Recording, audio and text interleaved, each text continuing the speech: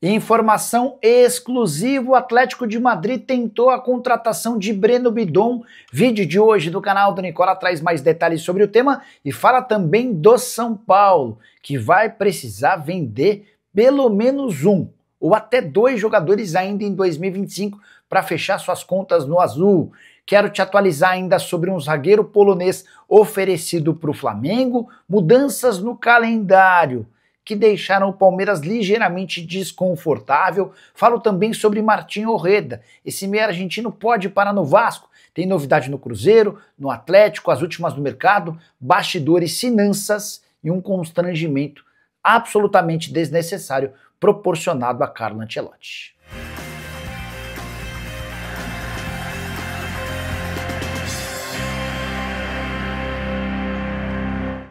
Fala aí pessoal, sou Jorge Nicola, bem-vindos a mais um vídeo do canal, sempre bom ter vocês por aqui, sem perder tempo, pedir para deixar like, se inscrever no canal e ativar as notificações. Bora pro palpitão do Nicola, momento em que eu dou sugestões para vocês. As últimas 10 dicas que eu passei, todas bateram.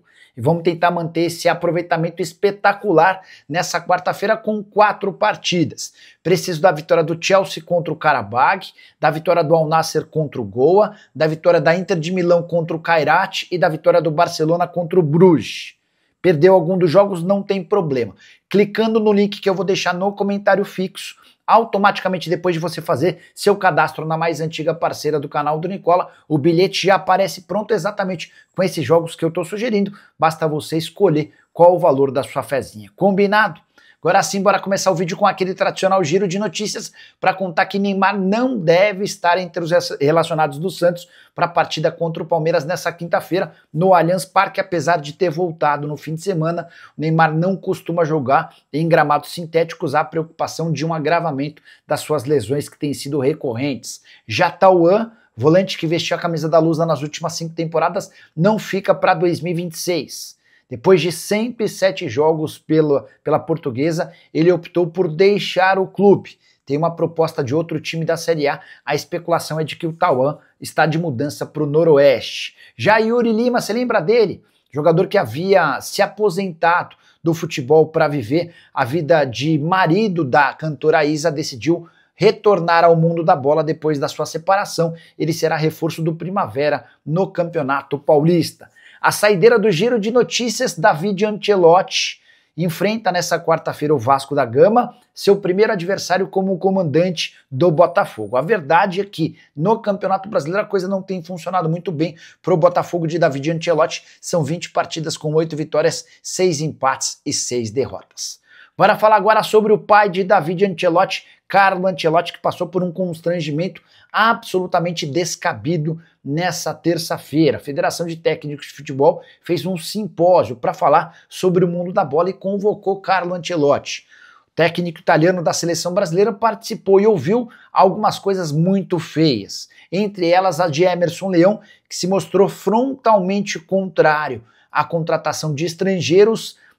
A única ressalva, o único ponto positivo do discurso dele foi o Leão admitindo que essa invasão de estrangeiros no futebol brasileiro tem tudo a ver com a falta de capacidade dos treinadores nacionais. Mas a coisa ficou feia mesmo quando Oswaldo Oliveira pediu a palavra. O ex-treinador de vários clubes de futebol no Brasil, que assim como o Leão está aposentado, foi frontalmente contrário à presença de estrangeiros comandando times no Brasil, em especial a seleção brasileira.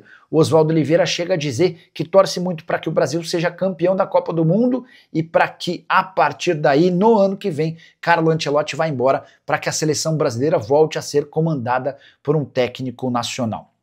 Só para lembrar, tanto o Leão quanto o Oswaldo Oliveira fizeram boa parte da carreira no exterior e tenho certeza que não foram alvo de tanto preconceito como eles mesmos pregam no futebol nacional. Se você puder, use o espaço para comentário para registrar a sua opinião sobre o tema, estou muito curioso para saber, beleza? Hora de falar agora sobre a LFU e o Galo. O Atlético Mineiro, que iniciou as tratativas em relação a direitos de transmissão com a LFU e se mudou em 2023 para a Libra, decidiu no dia 28 de novembro retornar para a LFU, a Liga Forte União. Mas o CAD, o Conselho Administrativo de Defesa Econômica, vetou o retorno do Atlético de forma temporária. Decisão foi publicada nesta terça-feira e o órgão decidiu proibir novas adesões de clubes à LFU até o fim de uma investigação de ato de concentração econômica. Então, enquanto não for finalizada essa investigação, dá para cravar que nem o Galo, nem outros clubes vão poder voltar à LFU. Nicola, e o que muda isso? Na teoria, nada. Na prática também não, até porque o Atlético vai esperar pela decisão do CAD e a partir daí vai passar a fazer parte da LFU, como ele tem contrato com a Libra e com a Globo até 2029, essa mudança também não vai causar grandes problemas. Só para reparar e completar esse assunto, lembrar que o Galo decidiu trocar a Libra pela LFU por conta de divergências com o Flamengo, que tem sido bem egoísta nas tratativas dos direitos econômicos, exigindo uma série de mudanças para que ele ganhe mais, enquanto os outros parceiros de Libra ganhem menos. Hora de falar sobre o Grêmio, que procura um novo patrocinador master de forma urgente. A Alfa, parceira do Grêmio e do Internacional, tem atrasado os pagamentos. No mês passado, o Grêmio precisou recorrer a um investidor, a um torcedor gremista para não atrasar os salários dos atletas. E nesse mês, ao que parece, também vai acontecer o mesmo cenário. Diante disso, o Grêmio está no mercado conversando com várias empresas de casas de apostas esportivas. BetSul, Betfair, Sportingbet e Superbet são algumas das alternativas discutidas pelos dirigentes gremistas e a pressa para que esse acordo seja selado ainda nessa temporada para evitar problemas com 13º e férias. São duas folhas salariais que o Grêmio vai ter muita dificuldade em conseguir dinheiro. Só para completar em relação ao tricolor, registrar que a Tintas Coral é nova parceira do clube. Ela vai substituir a Pix das Estrelas, que rescindiu seu contrato nos últimos dias. Hora de falar sobre o Cruzeiro. A Raposa pode ser punida pelo sumiço de Neisser Villarreal no Milionários. Só para explicar essa história direitinho. O Cruzeiro fechou um pré-contrato com Neisser Villarreal, atacante de 20 anos de idade, destaque da seleção do seu país no Sul-Americano e depois no Mundial Sub-20. O Neisser Villarreal é esperado em 1º de dezembro, um dia depois do fim do seu contrato com o Milionários. Até aí tudo bem, tudo certo, sem problema. A questão é que o Mundial Sub-20 acabou e a data prevista para reapresentação no Milionários era 20 de outubro. O Carlos Sarabia, parceiro do Villarreal, do Villarreal no Mundial, se reapresentou na data marcada. Já o Neisser Villarreal até agora não reapareceu. Isso tem causado enorme irritação do Milionários, que cogita ir à FIFA para cobrar o jogador e eventualmente o Cruzeiro. O artigo 17 do regulamento da FIFA prevê as seguintes punições para casos como esse: suspensão do atleta de 4 a 6 meses, compensação econômica ao clube ou até sanção à nova equipe por induzir a ruptura. Antes de gravar esse vídeo, conversei com as pessoas do Cruzeiro que me asseguraram que não há nenhuma preocupação por parte da Raposa. Ninguém vai conseguir provar ou mostrar qualquer movimento do Cruzeiro para induzir que o Villarreal não se reapresentasse ao Milionários ou algo do gênero.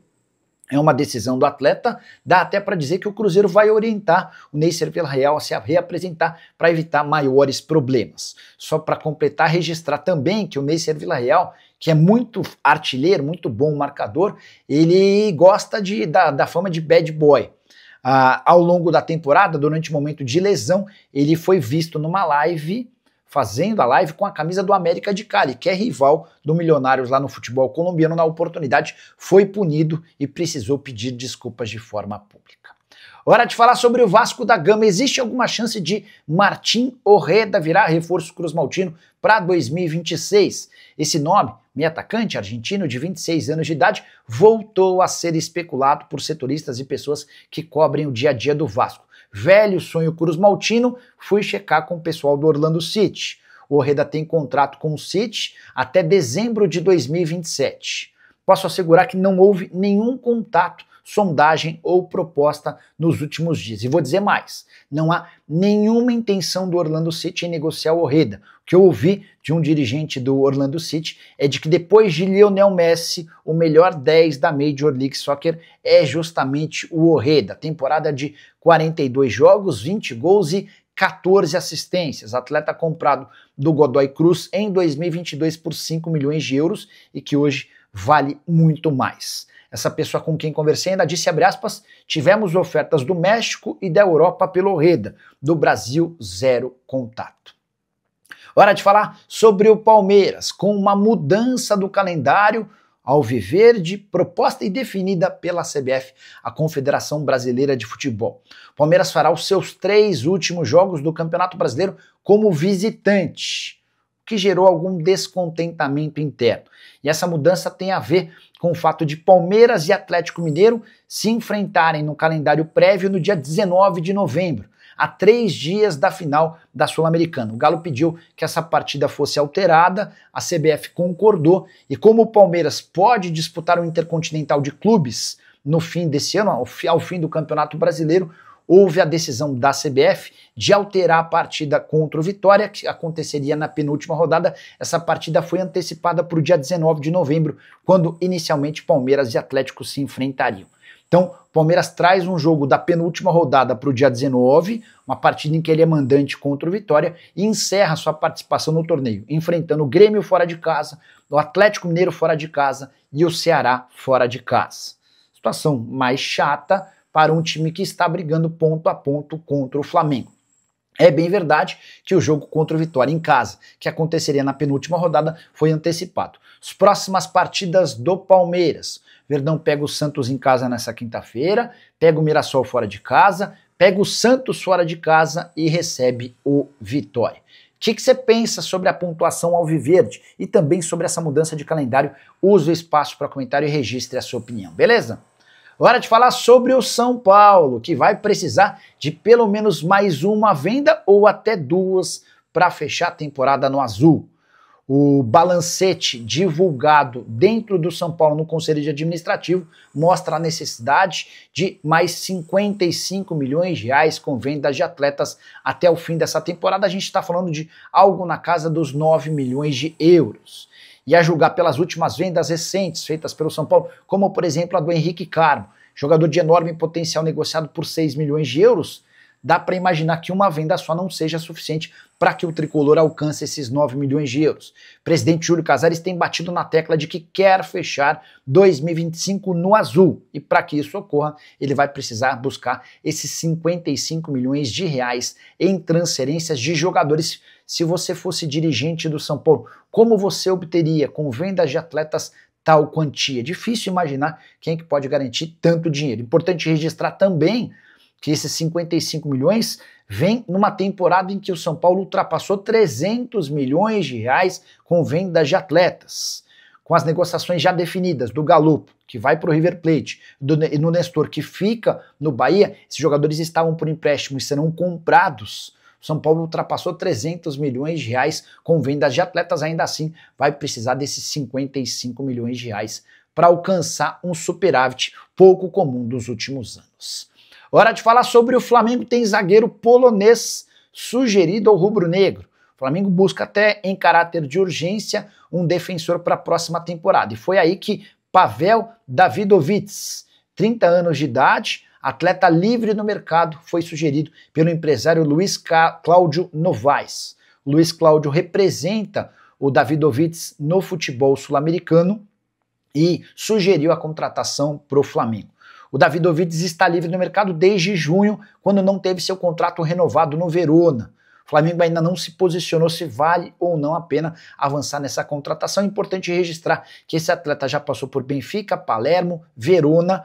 No Verona foram 5 temporadas. Também jogou 2 Eurocopas de 2021 e 2024 pela seleção do seu país. Só para completar o noticiário do Flamengo, contar que o rubro-negro ainda estuda a possibilidade de fazer uma pré-temporada nos Estados Unidos em janeiro do ano que vem, e Bruno Henrique será julgado no dia 10 de novembro pelo STJD, julgamento que teria acontecido na última quinta-feira e foi adiado, ninguém sabe o motivo. Informação exclusiva: Breno Bidon está sendo observado de perto pelo Atlético de Madrid. Nos últimos dias, o representante do clube espanhol entrou em contato com um ex-funcionário do Corinthians, acenando com uma proposta de 18 milhões de euros ou 111 milhões de reais. A oferta, inclusive, já foi repassada ao representante do atleta, que deve apresentá-la nos próximos dias ao Corinthians. Timão, que detém 90% dos direitos econômicos do Breno Bidon, contrato recentemente renovado até 2029. Importante registrar que o Bidon já esteve na mira e na pauta de outros clubes da Europa e também do Oriente Médio. O Al-Ahly foi um dos interessados.